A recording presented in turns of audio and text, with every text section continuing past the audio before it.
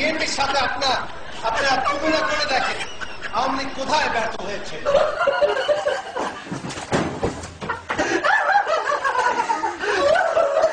বিএনপির সাথে তুলনা করলে কোন ক্ষেত্র নাই যেখানে আওয়ামী লীগ যে পরিমাণ সফলতা দেখিয়েছে 4 বছরে বিএনপি তাদের 2 টার্মে এতটুকু সফলতা করতে পারে।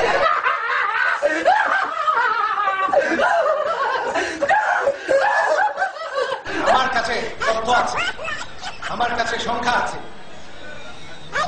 আওয়ামী লীগ ফেরত ক্ষমতায় আসবে।